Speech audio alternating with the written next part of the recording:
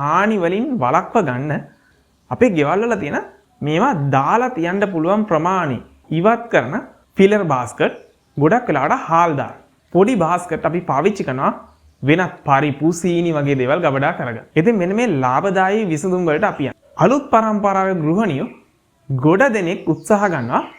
ඉතින් මේකේ මොකක්ද තියෙන වැරද්ද? එහෙනම් මේක කොහොමද හරියට කරන්නේ? ඉතින් මෙන්න මේ ඇසුරුම් ගොඩක් දේවල් අපි ආහාර ඇසුරුම් කරන්න නිෂ්පාදනය කරපුවා නෙවෙයි. ඇසුරුම් වල ඇතුළත ස්තරය එහෙම නැත්නම් ඇතුළත ලේයර් එක ආහාර සමග ප්‍රතික්‍රියාව සිද්ධ වෙන්න ලොකු ඉඩක් තියෙනවා. අපි ආහාර පිළියෙල කරාට පස්සෙත් අපිට මේ ප්ලාස්ටික් ගඳ අපේ ආහාරයෙන් අපිට දැනෙන්න ගන්නවා. බහුතරයක් දෙනා කරන තවත් වැරද්දක් තමයි ප්ලාස්ටික් ඇසුරුමක තමයි උණුවේ ආහාර බහැලීම සිද්ධ කරන්නේ. සංයෝගාකාර අපේ ශරීරගත වීමෙන්ද අපිට ආහාර මාර්ගයේ නොයෙකුත් ආසාත්මිකතා වගේම පිළිකා තත්ත්ව ඇති වෙන්න ලොකු අවදානමක් තියෙනවා. දැන් එහෙනම් මොන වගේද අපි ආහාර ද්‍රව්‍ය ඇසුරුම් කරන්න ඕන කියලා. ඇහැට ප්‍රිය හැඩයක් සහිත භාජන අනිකුත් ඇසුරුම් උපකරණ භාවිතා කරන්න පුළුවන් තරම් උත්සාහ ගන්න.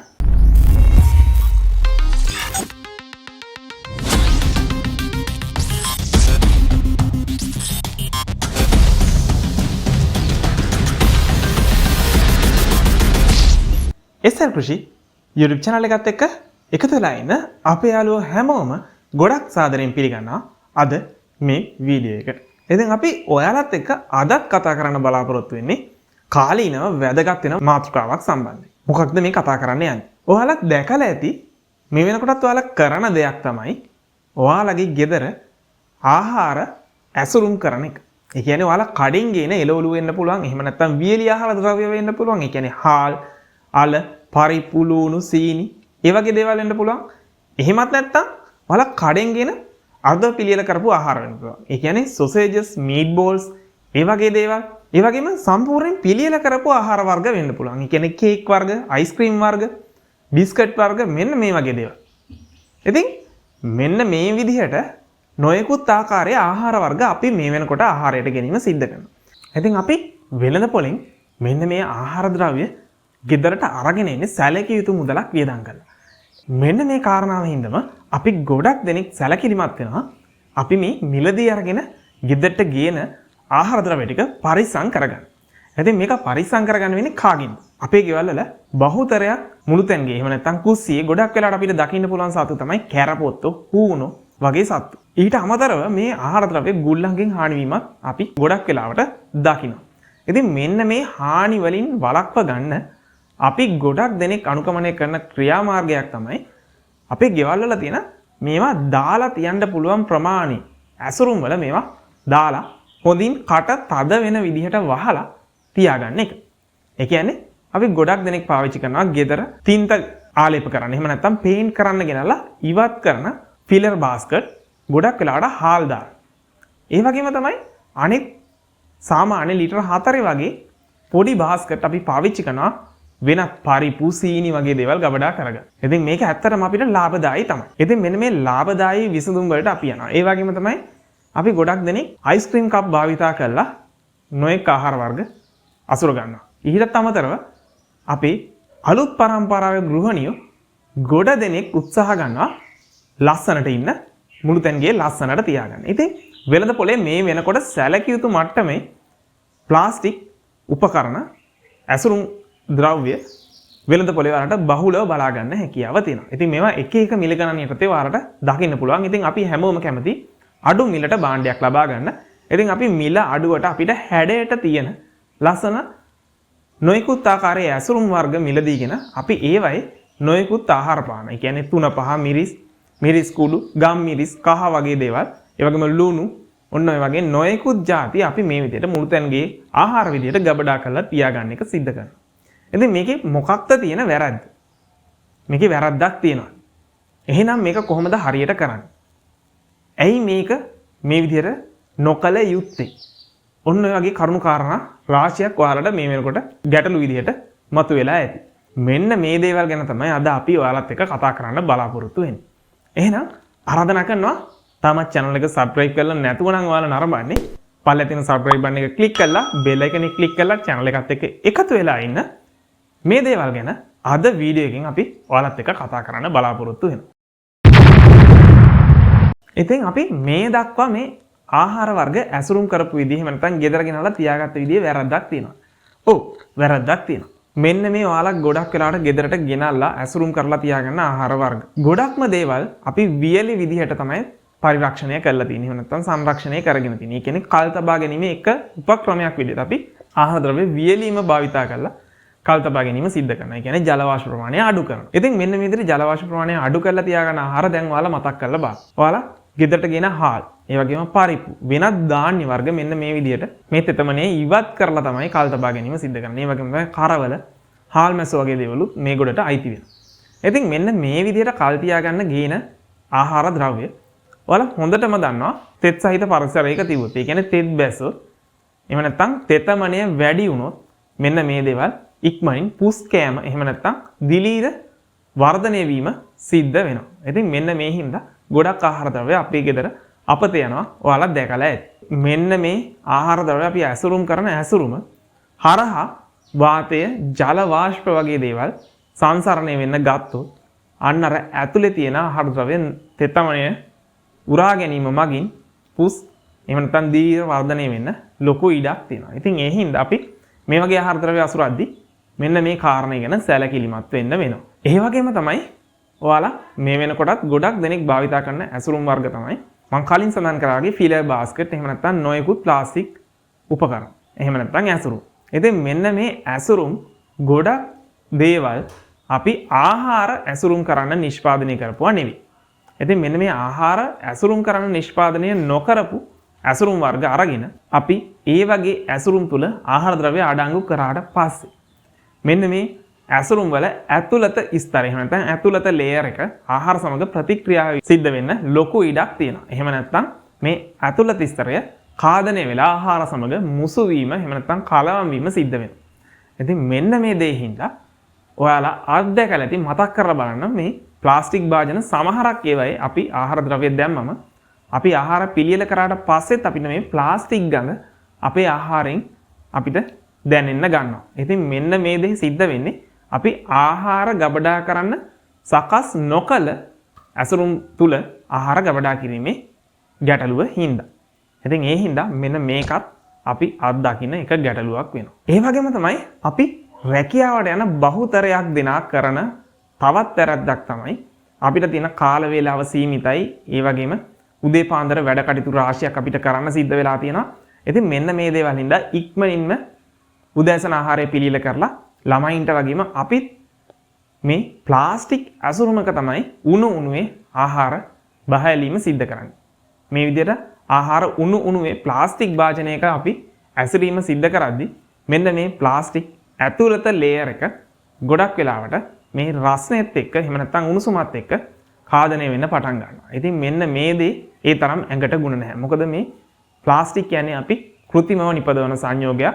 ඉතින් මෙන්න මේ සංයෝගාකාර අපේ ශරීරගත වීමෙන්ද අපිට ආහාර මාර්ගයේ නොයෙකුත් ආසාත්මිකතා වගේම පිළිකා තත්ත්ව ඇති වෙන්න ලොකු අවදානමක් තියෙනවා. ඉතින් ඒ හින්දා අපි උණුසුම් ආහාර වර්ග ඇසිරීම සිද්ධ කරනවා නම් අපි ඒ සඳහා විශේෂිත වුණු නිෂ්පාදන ඇසුරුම් තියෙනවා. ඉතින් ඒ වගේ ඇසුරුමකට යන්න සිද්ධ වෙනවා. දැන් මේ දේවල් මේ විදිහට කතා කරාම ඔයාලට හිතෙනවා ඇති දැන් එහෙනම් මොන වගේද අපි ආහාර ද්‍රව්‍ය ඇසුරුම් කරන්න ඕන කියලා. ඉතින් මෙන්න මේ ආහාර ද්‍රව්‍ය ඇසුරුම් කරන්න වෙනමම ආහාර ඇසුරුම් කිරීම සඳහා උචිත ප්ලාස්ටික් වර්ග ඇසුරුම් වර්ග නිෂ්පාදනය කරලා වෙළඳ පොලේ මේ වෙනකොටත් ඔයාලට මිලදී ගැනීමේ හැකියාව තියෙනවා. හැබැයි ගැටලුව තියෙන්නේ මේ ඇසුරුම තෝරගන්න ගොඩක් දෙනෙක් දැනුවත් නැහැ. ඉතින් මෙන්න මේක තමයි තියෙන ලොකුම ගැටලුව. ඉතින් ඒ හින්දා ඔයාලා වෙළඳ පොලේ ඔයාලගේ ඇහැට ප්‍රිය හැඩයක් සහිත භාජන තමයි ගොඩක් වෙලාට ඔයාලා මිලදී ගැනීම සිද්ධ කරන්නේ. හැබැයි ඉදිරියට මිලදී ගනිද්දී මෙන්න මේ ආහාර ඇසුරන්න නම් ඔයාලා බලාපොරොත්තු වෙන්නේ ඒ සඳහා ආහාර ඇසිරීම සඳහා සකස් කරපු ප්ලාස්ටික් උපකරණ අනිකුත් ඇසුරුම් උපකරණ භාවිතා කරන්න පුළුවන් තරම් උත්සාහ ගන්න. ඉතින් වීඩියෝ එකේ දිගටම ඉන්න අපි වීඩියෝ එකේ ඉදිරියට කියන්න බලාපොරොත්තු වෙනවා කොහොමද මේ ආහාර ඇසුරුම් කරන සඳහා සුදුසු අමුද්‍රව්‍ය එහෙම නැත්නම් ඇසුරුම් කාරක උපකරණ ගබඩා කිරීමේ ද්‍රව්‍ය හඳුනගන්නේ කොයි විදිහටද මේවා කොයි විදිහටද වර්ග කරලා තියෙන්නේ කියන කාරණේ සම්බන්ධයෙන්. මෙන්න මේ විදිහට නිපදවලා තියෙන ඇසුරුම් වල මේ ආහාර සමග ඇති වෙන ප්‍රතික්‍රියාවම අවම වෙන විදිහට මේ ඇතුළත ස්තරය සකස් කරලා තියෙනවා. ඒ හින්දා තමයි ඇසුරුම් ද්‍රව්‍ය ඇසුරුම් උපකරණ භාවිතා කරලා ආහාර ද්‍රව්‍ය ඇසිරීම සිද්ධ කරන්න කියලා සඳහන් කරලා තියෙනවා. මෙන්න මේ ඇසුරුම් කරණයේදී අපි තෝරගන්න ඕන ඇසුරුම තෝරගනිද්දී අපි දැනගන්න ඕන කාරණා කීපයක් තියෙනවා. ඉතින් අපි මේ ඇසුරුමක් ගැන සලකලා බලද්දී මේ ඇසුරුම මොන වගේද හදලා තියෙන්නේ කියන කාරණේ සම්බන්ධයෙන් දල අවබෝධයක් තියෙනවා. එහෙම නැතුව අපි ඇසුරුමක් තෝරගන්න ගියොත් අපි ලොකු අමාරුවක වෙනවා. ඉතින් මේ කියන දේ ආහාර ද්‍රව්‍ය ගෙනල්ලා ඇසුරුම් කරගන්න ඔයාලට වගේම මේ වෙනකොට ඔයාලා කෘෂි ව්‍යාපාරයක් සිද්ධ කරනවා නම් ඔයාලගේ ව්‍යාපාරේ ක්වොලිටි එක වැඩි කරගන්න, ගුණාත්මය වැඩි කරගන්න වගේම පාරිභෝගිකයන්ගේ කැමැත්ත ආලවිය වැඩි කරගන්නත් මෙන්න මේ ඇසුරුම ඉවහල් වෙනවා. ගෙදර කන ආහාර ද්‍රව්‍ය එක්රැස් කරන ඔයාලා වගේම ව්‍යාපාර කරන ඔයාලටත් මේ වීඩියෝ එක නරඹන්න කියලා අපි මතක් කරනවා. දැන් ඔයාලා තිරේ දකින්න සලකුණ මොකක්ද? ඔව් මේ සලකුණ ගැන අපි ගොඩක් දෙනෙක් දන්නවත්. මේකෙන් අපි අදහස් වෙන්නේ රීසයිකල් කියන අදහස. ඒ කියන්නේ ප්‍රතිචක්‍රීකරණය කළ හැකි කියන අදහස. ඉතින් මෙන්න මේ වගේ සලකුණක් සහිත ඇසුරුමක් අපිට නැවත රීසයිකල්, ඒ කියන්නේ ප්‍රතිචක්‍රීකරණය කරලා නැවත තවත් ඇසුරුමක් බවට, තවත් ව්‍යුහයක් බවට පත් කර ගැනීමේ හැකියාව තියෙනවා. ඉතින් මේ වගේ දේවල් අමතක කරන්න එපා. ඔයාලා භාවිතා කරාට පස්සේ ගිනි ගොඩකට දාලා පුච්චලා දාන එකවත් නැත්නම් නිකරුණේ පරිසරයට මුදාහරණයකවත් නෙමෙයි සිද්ධ කරන්න ඕන. මේ දේවල් එක්ස්ප්‍රෙස් කරලා ප්‍රතිචක්‍රීකරණය කරන්න පුළුවන් ආයතනයට. එහෙම නැත්නම් ඔයාලගේ මේ වෙනකොට ලංකාවේ ගොඩක් ප්‍රදේශවල පරණ අබලි ද්‍රව්‍ය එකතු කරන වාහන සැලකිය යුතු ප්‍රමාණයක් දිනපතා සංචාරය කරනවා. ඉතින් අන්න ඒ වගේ වාහනයකට මේ ද්‍රව්‍ය එකතු කරලා ලබා දීම සිද්ධ කිරීමේ හැකියාව තියෙනවා. ඒ වගේම තමයි ඔයාලා සුපිරි වෙළඳසැල් ජාලයකට අයත් වෙළඳසැලකින් ඔයාලා ආහාර මිලදීගෙන තියෙනවා නම් ඔයාලා දැකලා ඇති සමහරක් ආහාර ඇසුරුම් වල ඔන්න මේ දැන් ඔයාලා තිරේ දකින්න ආකාරයේ සංකේතයක් එහෙම නැත්නම් සිම්බල් එකක් අඩංගු වෙනවා. ඉතින් මෙන්න මේ සිම්බල් එකෙන් කියන්නේ මේ ඇසුරුම නිර්මාණය කරගන්න දැව භාවිතා කරලා තියෙනවා.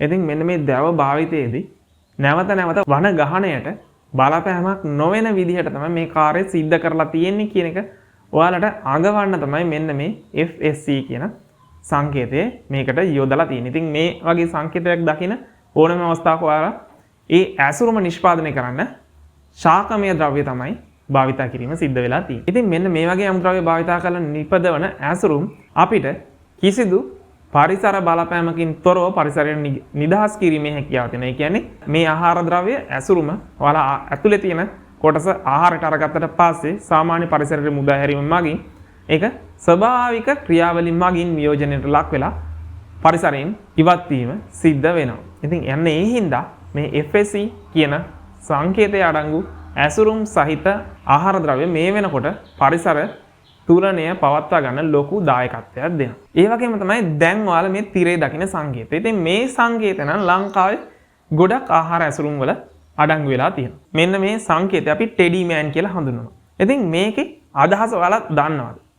ඇත්තටම මේකේ තියෙන අදහස අපි මෙන්න මේ ඇතුළත තියෙන ඇසුරුමෙන් ඇතුළත තියෙන ආහාර ද්‍රව්‍ය පරිභෝජනය කරාට පස්සේ මේ ඇසුරුම අනිවාර්යයෙන්ම කැලි කසල එකතු කරන බඳුනකට පමණක් එකතු කරන්න කියන එක තමයි මේකේ අදහස වෙන්නේ. මෙන්න මේ සංකේත වගේම ඉදිරි අපි කතා කරන්න බලාපොරොත්තු වෙන මේ නිෂ්පාදන ඇසුරුම් සකස් කරන්න ගන්න අමුද්‍රව්‍ය ගැනත් ඔයාලා දැනගන්න ඕන. බලමු මොනවාද මේවා හදන්න පාවිච්චි කරන අමුද්‍රව්‍ය කියලා.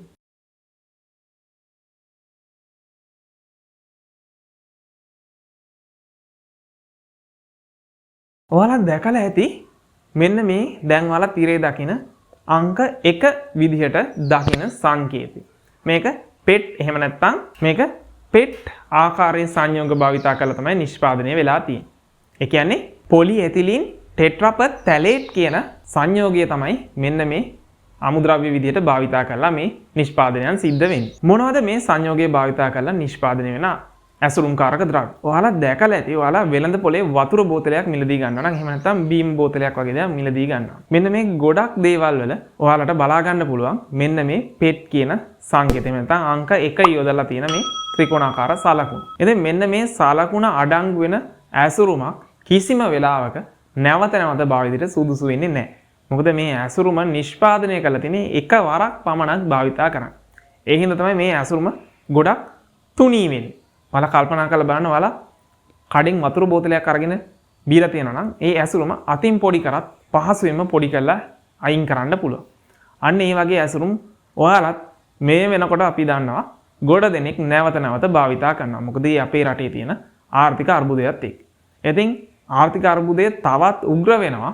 ඔයාලා මේ විදිහට එක්වරක් පමණක් භාවිතා කරන්න අවශ්‍ය කරන විදිහට නිපදවලා එන ඇසුරුම් නැවත නැවත භාවිතා කිරීම. ඒ කියන්නේ ඔයාලට ඇති වෙන රෝගාබාධ සඳහා ප්‍රතිකාර කරන්න ඔයාලා මේ බෝතලයක් නැවත නැවත පාවිච්චි කරනට වඩා වැඩි මුදලක් රජයට දරන්න සිද්ධ වෙනවා. ඉතින් ඒකින්ද මින් ඉදිරියට ඔයාලා අංක 1 සඳහන් ඇසුරුම් කිසිම වෙලාවක නැවත නැවත භාවිතා කරන්න උත්සාහ ගන්න එපා. දැන් ඔයාලා තිරේ දකින්නේ අංක 2 සලකුණු. ඉතින් මෙන්න මේකෙදි high density polyethylene එහෙම නැත්නම් HDPE කියන සංයෝගය භාවිතා කරලා තමයි මේ ඇසුරුම්කාරක උපකරණ එහෙම නැත්නම් ඇසුරුම් නිෂ්පාදනය වෙලා තියෙන්නේ. කලින් සඳහන් කරපු මැටීරියල් එකට වඩා මේ මැටීරියල් එක ටිකක් ගණකමින් වැඩි. ඒ කියන්නේ මේ වගේ ඇසුරුමක් අපි අතින් අල්ලලා බැලුවම අර කලින් එක සඳහන් බෝතලයකට වඩා මේ 2 කියලා සඳහන් බෝතලයක් ටිකක් තද ගතිය වැඩි.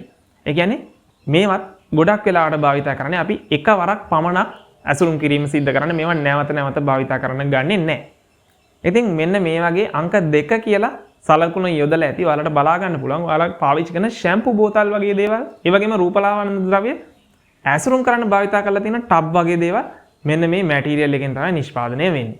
ඉතින් සාමාන්‍යයෙන් ෂැම්පු බෝතලයක් මෙන්න මේ වගේ රූපලාවන්‍ය ද්‍රව්‍ය දාලා එවන ටබ් එකක් ඔයාලා සාමාන්‍යයෙන් ආහාර ද්‍රව්‍ය ඇසුරන්න ගන්නේ නැති හින්දා ඒක අපිට ඒ තරම් ලොකු ගැටලුවක් වෙන්නේ නැහැ. හැබැයි මේ ඇසුරුම්කාරක ද්‍රව්‍යත් අපි නැවත නැවත භාවිතා කරන්න බෑ. ඊළඟට දැන් ඔයාලා තිරේ දකිනවා අංක 3 යටතේ මොනවද තියෙන්නේ කියලා. මේ 3 කියලා අදහස් කරන්නේ PVC එහෙම නැත්නම් polyvinyl chloride. ඉතින් මේ PVC කිව්ව ගමන් ඔයාලා හැමෝම දන්නවා PVC කියන්නේ බට වර්ගයක්. ඇත්ත. PVC ගොඩක් වෙලාවට නිෂ්පාදනයේදී අමුද්‍රව්‍යයක් විදිහට භාවිතා කරන්නේ ඕනම කාලගුණ තත්ත්වයක් යටතේ ඔරොත්තු දෙන විදිහේ ඇසුරුමක් නිර්මාණය කරගන්න. ඉතින් ඒ හින්දා ඕනම වියලි ඒ වගේම ඕනම තද රසණයක් ඒ වගේම ඕනම සීතලක් හමුවේ ඔරොත්තු දෙන මැටීරියල් එකක් විදිහට අපි PVC හඳුනා ගන්නවා. ඉතින් මෙන්න මේ PVC භාවිතා කරලා ඔයාලා හැමෝම දන්න PVC නල නිෂ්පාදනය සිද්ධ වෙනවා. ඒ වගේම තවත් නොයෙකුත් අතුරු නිෂ්පාදනත් මේ PVC භාවිතා කරලා ඇසුරුම් කරණයේදී නිපදවීම සිද්ධ කරනවා. ඊළඟට මේ අංක 4 යටතේ ඔයාලා දකින්නේ LDPE. ඒ කියන්නේ low density polyethylene කියන සංයෝග ආකාරය. ඉතින් මේ ඇසුරුමත් ඔයාලා හැමෝම මේ වෙනකොටත් පරිශීලනය කරලා තියෙනවා. ඔයාලා හැමෝම දන්නවා shopping bag. ඉතින් මෙන්න මේ shopping bag හදන්න භාවිතා කරන්නේ මෙන්න මේ LDPE කියන අමුද්‍රව්‍ය. ඉතින් මෙන්න මේ අමුද්‍රව්‍යයේ තියෙන විශේෂත්වය තමයි මේක බොහොම නම්‍යශීලී අමුද්‍රව්‍යයක් වෙනවා. ඉතින් ඒ හින්දා තමයි බොහොම සියුම් ස්තර විදියට මේවා වෙන් කරගන්න පුළුවන්. ඉතින් අන්න ඒ දේ හින්දා මේවා මෙන්න මේ shopping bag වගේ බොහොම තුනී ස්තර තියෙන ඇසුරුම් නිෂ්පාදනයට භාවිතා කරනවා. ඊළඟට අපි කතා කරන්නේ අංක 5 කියන සංකේතය යටතේ මොනවද තියෙන්නේ කියලා. මේක PP එහෙම නැත්නම් polypropylene කියන මැටීරියල් එකෙන් නිෂ්පාදනය කරපු ඇසුරුම්කාරක ද්‍රව්‍ය වෙනවා. ඉතින් මෙන්න මේ polypropylene කියන්නේ අධික ද්‍රවාංකයක් තියෙන මැටීරියල් එකක්. එහෙම නැත්නම් සංයෝගයක්. ඉතින් මෙන්න මේ සංයෝගය භාවිතා කරලා නිෂ්පදවන ඇසුරුම්කාරක ද්‍රව්‍ය වල අපිට උණුසුම් ආහාර වර්ග ගබඩා කිරීමේ හැකියාව තියෙනවා. මෙන්න මේ ඇසුරුම අපේ භාවිතා කරන ආහාරවල උණුසුමත් එක්ක ප්‍රතික්‍රියා කරලා මේ ඇතුළත ස්තරය විකාදනය වීම සිද්ධ වෙන ප්‍රමාණය සැලකිය යුතු මට්ටමේ අඩුවක් තියෙනවා. ඒ කියන්නේ නොවන මට්ටමක් තරම බොහොම නොගෙනිය හැකි තරම් කුඩා මට්ටමක් වෙනවා. ඉතින් ඔයාලත් උණුවේ හදපු කෑම ටික කෑම පෙට්ටියකට දාගෙන යනවා නම් මෙන්න මේ අංක 5 යටතේ නිෂ්පාදිත ආහාර ඇසුරුමක් භාවිතා කරලා මේ වැඩේ සිද්ධ කරන්න. එතකොට ආහාරයට මේ ප්ලාස්ටික් කොටස් එකතු වීමේ හැකියාව බොහොම අවම වෙනවා. ඒ වගේම තමයි ඔයාලා දන්නවා Nescafe එහෙම නැත්නම් Nestea ඒ වගේම සමහරක් උණුසුම් දියර වර්ග පානය කරන නිෂ්පාදනය කරන බීම බට වර්ගත් මෙන්න මේ කියන polypropylene කියන අමුද්‍රව්‍ය භාවිතා කරලා නිෂ්පාදනය කරනවා. ඊගාවට අංක 6 මෙන්න මේක polystyrene කියන සංයෝගාකාරය වෙනවා. මේක PS කියලා සංකේතාත්මකව ඔයාලට බලා ගන්න හැකියාව තියෙනවා. මෙන්න මේ වර්ගේ ටිකක් ඝනකමින් වැඩි. මේකත් ඔයාලා හැමෝම අත්දැකලා තියෙන අමුද්‍රව්‍යයක්. මේක ඔයාලා හැමෝම දන්නේ polystyrene කියන නමින් නෙවෙයි. ඔයාලා දන්නේ Rigifoam කියන නමින්. ඉතින් මෙන්න මේ අමුද්‍රව්‍ය ඉතින් මෙන්න මේ අමුද්‍රව්‍ය භාවිතා කරලා ගොඩක් වෙලාවට ශීතකරණ වල ට්‍රේ, ඒ වගේම නොයෙකුත් රූපලාවන්‍ය උපකරණ, ඒ වගේම ඒ වගේම CD ආවරණ නොයෙකුත් ආකාරයේ ඇසුරුම්කාරක ද්‍රව්‍ය නිෂ්පාදනය වෙනවා. අංක 7 විදියට සඳහන් ඇසුරුමකින් ඔයාලට හිතා ගන්න වෙන්නේ මෙන්න මේක වෙනත් ප්ලාස්ටික් අමුද්‍රව්‍යයක් භාවිතා කරලා තමයි නිෂ්පාදනය කරලා තියෙන්නේ. කියන්නේ අපි කලින් සඳහන් කළ ද්‍රව්‍ය නෙවෙයි මේක තව සංයෝග ගණනාවක එකතුවක් විදිහට තමයි මේක නිෂ්පාදනය වෙන්නේ. අන්න ඒ වගේ දේවල් අපි අංක 7 කියන සංකේතය යටතේ ඔයාලට බලා ගැනීමේ හැකියාව තියෙනවා. දැන් ඔයාලා බලන්න ඇති මොනවාද මේ කලින් සඳහන් කරපු වර්ග වලට අයත් නොවන අනිත් සංයෝග වර්ග කියලා. ඒ කියන්නේ ඇසුරුම් ද්‍රව්‍ය කියලා. ඔයාලා දැකලා ඇති නයිලෝන් ඇසුරුම් වර්ග. ඒ කියන්නේ ඔයාලා මතක් කරලා බලන්න ඔයාලා කියන සොසේජස් පැක් එක. එහෙම නැත්නම් මීට් බෝල්ස් පැක් එක. මේක ටිකක් අමුතුම විදිහේ පැක් එකක එන්නේ. ඉතින් මෙන්න මේක නයිලෝන් මිශ්‍ර අමුද්‍රව්‍ය භාවිතා කරලා තමයි නිෂ්පාදනය වෙන්නේ. මෙන්න මේ වගේ ආකාරය. ඒ වගේම ඇක්‍රිලික්. ඒ කියන්නේ ඔයාලා විනිවිද පේන ප්ලාස්ටික් නොවන ආකාරයේ බට වර්ග සමහරක් වෙලාවට දැකලා. ඉතින් මෙන්න මේවා නිෂ්පාදනය වෙන්නේ මේ ඇක්‍රිලික් කියන සංයෝගයෙන්. ඒ වගේම තමයි ෆයිබර්. ඉතින් මෙන්න මේ වගේ දේවල් අර අපි කලින් කිව්ව ඇසුරුම් ආකාර වලට අයිති වෙන්නේ නැහැ. ඉතින් යන්නේ මේ වගේ සංයෝග අඩංගු වෙලා නිෂ්පාදනය වෙන ඇසුරුම් වල මේ අංක 7 කියන සංකේතය දැක ගැනීමේ හැකියාව ඔයාලට තියෙනවා.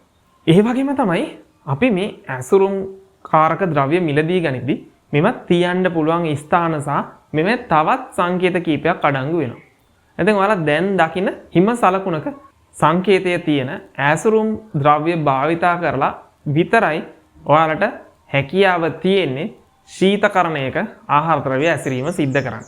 ඒ කියන්නේ සීතල තත්ත්වය යටතේ සමහරක් ඇසුරුම් කාරක ද්‍රව්‍ය මේ වියෝජනය වීමේ වේගය වැඩි වෙනවා. එහෙම නැත්නම් මේවා ඉරිතලලා ගිහිල්ලා යම් යම් සංයෝග ආහාරය සමග එකතු වීම සිද්ධ වෙනවා. මතක් කරලා බලන්න ඔයාලගේ ශීතකරණේ මේ වෙනකොට දාලා තියෙන ආහාර ඇසුරුම් කරලා තියෙන්නේ මෙන්න මේ හිම සලකුණ තියෙන ඇසුරුමකද කියලා. ඉතින් මෙන්න මේ දේවල් අපි හඳුනානුගත් රෝග ඇති වෙන්න ප්‍රධාන හේතුවක් වෙනවා.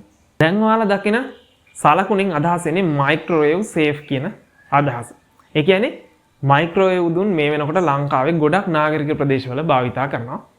ඉතින් මේ මයික්‍රෝවේව් උදුනක අපි ඔයාලා හැමෝම දන්න දෙයක් තමයි මේක රත් වීමක් සිද්ධ වෙන්නේ නැහැ. මේක තරංග මගින් තමයි මේ ආහාරය ඇතුලේ තියෙන ජල වාෂ්ප ඝට්ටණය කිරීම සිද්ධ කරලා මේ ආහාරය ඇතුලෙන් තාපය උත්පාදනය කරලා ආහාරය පිසීම එහෙම නැත්නම් රත් කිරීම සිද්ධ වෙන්නේ. ඉතින් මෙන්න මේ දේ සිද්ධ කරද්දී මේ අපි මේ ආහාරය අඩංගු කරලා මේක ඇතුළට දාන භාජනය මයික්‍රෝවේව් එකට මේ තරංග වලට ආරක්ෂිත වෙන්න ඕන. ඉතින් ඔයාලා අද වෙනකන් භාවිතා කරපු ඇසුරුම් එහෙම නැත්නම් මේ මයික්‍රෝවේව් උඳුන තුරට ඇතුළු කරපු භාජනවල මෙන්න මේ ලකුණ තියෙනවද කියලා දැන් මතක් කරලා බලන්න. එහෙම නැත්නම් ඉදිරියට ඔයාලා මේ මයික්‍රෝවේව් උඳුන භාවිතා කරද්දී මෙන්න මේ සලකුණ තියෙන ඇසුරුම් භාවිතා කරලා විතරක් මේ මයික්‍රෝවේව් උඳුන ඇතුලේ කටයුතු සිද්ධ කරන්න වග බලා ගන්න. ඒ වගේම තමයි දැන් ඔයාලා දකින්නේ the gluten free කියන සිම්බල් එක. ඉතින් මෙන්න මේ gluten free කියන්නේ සමහරක් පුද්ගලයින්ට මෙන්න මේ ආහාරවල තියෙන තිරිඟු පිටිවල අඩං වෙන gluten කියන රසායනිකය ආසාත්මිකතාව ඇති කරන්න හේතු වෙනවා. ඉතින් ඒ වගේ පුද්ගලයන්ට මෙන්න මේ gluten free ආහාර වර්ග මේ වෙනකොට සුපිරි වෙළඳසැල ජාලය තුල මිලදී ගැනීමේ හැකියාව තියෙනවා. ඉතින් මේ සංකේතයෙන් අදහස් වෙන්නේ අන්න ඒ වගේ ආසාත්මිකතාවයක් තියෙන කෙනෙක්ට මේ ආහාර වර්ග අරගෙන ආහාරයට ගන්න පුළුවන් කිසිදු ආසාත්මිකතාවයක් ඇතිවීමේ අවදානමක් නැහැ කියන බව හංගවන්න තමයි මේ සංකේතය ඇතුළත් කරලා තියෙන්නේ. ඒ වගේම තමයි මේ වෙනකොට ලෝකේ යන එක ට්‍රෙන්ඩ් එකක් තමයි වෙජිටේරියන්. ඉතින් වෙජිටේරියන් අය ගොඩක් වෙලාවට උත්සාහ ගන්නවා මස් මාංශ වලින් තොර ආහාර ද්‍රව්‍ය මිලදී ගන්න. ඉතින් සුපිරි වෙළඳසැල් ජාලයකදී ආහාර මිලදී ගැනීමදී මේ පෙර සකස් කළ ආහාර එහෙම නැත්නම් සකස් කළ ආහාර මිලදී ගැනීමදී එයාලට දැනගැනීමේ හැකියාවක් නැහැ මේකට මාංශමය කොටස් එකතු වෙලාද නැද්ද කියලා. ඉතින් අන්න ඒ බව අඟවන්න තමයි මේ ඔයාලා තිරේ දකින්න වෙජිටේරියන් සිම්බල් එක අඩංගු කරලා එවන්නේ. ඒ කියන්නේ මේ වගේ ආහාරයක කිසිම අවස්ථාවක නිෂ්පාදන ක්‍රියාවලියේදී ඇසුරුම් කරන ක්‍රියාවලියේදී මස් මාංශ භාවිතා වීමක් සිද්ධ වෙලා නැහැ කියන බවට අදාළ ආයතනයේ සහතික වීමක් තමයි මේ සිම්බල් එක මගින් අදහස් වෙන්නේ. දැන් තමයි වැදගත්ම කාරණේ කියන්නේ යන්නේ. මේ තරම් වෙලා අපි කිව්වා කොහොමද ආහාර ඇසුරුම් කාරක ද්‍රව්‍ය අඳුනගන්නේ කියලා. ඉතින් දැන් කොහොමද ඔයාලා වෙළඳ පොලෙන් ඔයාලගේ ගෙදර තියෙන ආහාර ද්‍රව්‍ය අසුරන්න පුළුවන් ඇසුරුමක් තෝරගන්නේ කියලා. දැන් ඔයාලා තිරේ දකින සංකේතය කියන්නේ cup and fork. මේකෙදි කප් එකක් වගේම ගෑරුප්පක් වලට බලා ගන්න පුළුවන්. මෙන්න මේ සංකේතයේ තියෙන ඇසුරුම් ද්‍රව්‍ය එහෙම නැත්නම් අසුරන භාජන කීයක් ඔයාලා ගෙදර තියනවද කියලා බලන්න. ඔයාලා මේ වෙනකන් හාල් දැම්මේ ෆිලර් බාස්කට් එක නම් ෆිලර් බාස්කට් එක ඔයාලා කොයි අතට පෙරලලා බැලුවත් මේ සංකේතය ඔයාලට හොයාගන්න ලැබෙන්නේ නැහැ. ඒ වගේම ඔයාලා කඩෙන් ගෙනාපු ප්ලාස්ටික් භාජන තියෙනවා නම් ප්ලාස්ටික් භාජන 10ක් අරන් චෙක් කරලා බැලුවත් මේ 10න් 7කවත් මේ සංකේතය ඔයාලට හොයාගන්න ලැබෙන්නේ නැහැ. අන්න ඒක තමයි වැදගත්ම දේ. ඔයාලා මීට පස්සේ වෙළඳ පොලෙන් ආහාර ද්‍රව්‍ය ගබඩා කරන්න බලාගෙන ඇසුරුමක් අරගෙන එනවනම් අමතක කරන්න එපා මෙන්න මේ cup and fork කියන සිම්බල් එක තියෙන භාජන විතරක් අරන් එන්න. මේක ඔයාලට ගොඩක් වෙලාට භාජනේ යටපැත්තේ බලාගැනීමේ හැකියාව තියෙනවා. සමහරක් භාජනවල විතරක් මේක භාජනේ පතුලට ආසන්නෙන් පහළ ප්‍රදේශයෙන් මුද්‍රණය වෙලා එහෙම නැත්නම් එම්බෝස් කරලා තියෙනවා දැක ගැනීමේ හැකියාව තියෙනවා. ඉතින් මෙන්න මේ සංකේතය යොදලා තියෙන ඇසුරුම් වල විතරයි අපිට ආහාර ද්‍රව්‍ය ගබඩා කිරීමේ ආරක්ෂිතභාවයක් තියෙන්නේ. ඉතින් ඒ හින්දා ඉදිරියේදී ඔයාලා ඇසුරුමක් මිලදී ගනිද්දී මෙන්න මේ සංකේතය ගැන අනිවාර්යයෙන්ම අවධානය යොමු කරන්න. ඒක ඔයාගේ වගේම ඔයාගේ පවුලේ අනිත් අයගේ සෞඛ්‍ය පවත්වා ගන්න ලොකු උපකාරයක් වෙනවා. ඒ වගේම තමයි දැන් ඔයාලා තිරේ දකින්නේ ඇලර්ජි ඇඩ්වයිස් කියන එක. ඉතින් මේ සංකේතය ගොඩක් වෙලාවට අපිට බලා ගන්න හැකියාව තියෙනවා සුපිරි විලන්සල් ජාලය තුල පවතින රටකජු වර්ග අඩංගු කරලා නිෂ්පාදනය වෙන ආහාර ද්‍රව්‍ය සම්බන්ධයි. ඉතින් මෙන්න මේ රටකජු වර්ග ගොඩක් වෙලාවට ආසාත්මිකතා ඇති කරනවා. ඉතින් මෙන්න මේ ආසාත්මිකතා ඇතිවීමේ අවදානම අඩුයි කියන සංකේතය තමයි මේකෙන් අදහස් කරන්නේ. ඒ වගේම තමයි ඔයාලා ගන්න ඕනම ප්ලාස්ටික් ඇසුරුමක ඔයාලා ඒ වගේම මිලදී ගන්න ගොඩක් ඇසුරුම් වල ඔයාලා දැකලා ඇති CE කියලා රවුම් හැඩති අකුරු දෙකක් තියෙනවා. ඉතින් මෙන්න මේ CE කියන එකෙන් අදහස් වෙන්නේ European Health and Safety Standards අනුගමනය කරලා තමයි මේ ඇසුරුම නිෂ්පාදනය කරලා තියෙන්නේ කියන එක. ඉතින් ඔන්න ඔය ආකාරයේ ඇසුරුම් වර්ග රාශියක් මේ වෙනකොටත් වෙළඳ පොලේ තියෙනවා. ඒ වගේම තමයි ඔයාලා ව්‍යාපාරයක් කරනවා නම් මේ ඇසුරුම් කාරක ද්‍රව්‍ය ගැන දැනගෙන සිටීම අනිවාර්යෙන් වැදගත් වෙනවා. හැබැයි ව්‍යාපාරයක් කරන කෙනෙක්ට අවශ්‍ය වෙන මූලික කරුණු කාරණා ටික විතරයි අපි මේකදී සඳහන් කරේ. ඔයාලා වෙළඳ පොලේ දැකලා ඇති එක එක ආකාරයේ අමුද්‍රව්‍ය භාවිතා කරලා ඇසුරුම් නිෂ්පාදනය වෙනවා. ඉතින් මේ ඇසුරුම් කාරක ද්‍රව්‍ය භාවිතා කරලා අපිට ස්තර කිහිපයකින් යුතු ඇසුරුම් නිර්මාණය කිරීමේ හැකියාව මේ වෙනකොට තියෙනවා. ඉතින් මෙන්න මේ නිර්මාණ ගැන අපි ඉදිරි වීඩියෝකින් ඔයාලගේ ඉල්ලීම් මත කරන්න බලාපොරොත්තු වෙනවා.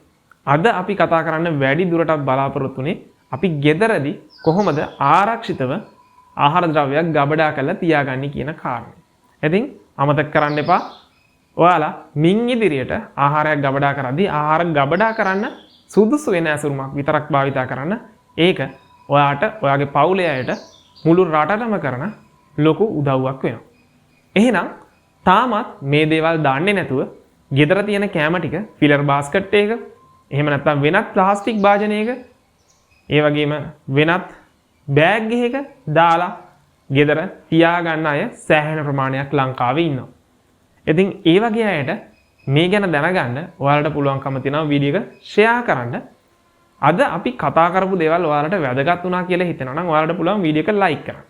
ඒ වගේම තාමත් අපේ channel එකත් එක්ක මේ වීඩියෝ එක නරඹන්නේ ඔයාලා ගොඩ දෙනෙක් subscribe කරන්නේ නැතුව. ඉතින් ඔයාලට පුළුවන් පල්ලෙහා තියෙන subscribe button එක click කරලා bell icon එක click කරලා channel එකට එකතු වෙන්න. මේ වගේම තවත් කාලීන ඔයාලට වැදගත් වීඩියෝ රාශියක් ඉදිරියටත් අපි අරගෙන ඉන්න බලාපොරොත්තු වෙනවා. එහෙනම් දිගටම අපිත් එක්ක එකතු වෙලා ඉන්න කියලා ආදරෙන් මතක් කරන ගමන් අද වීඩියෝ එකකින් අපි නවතිනවා.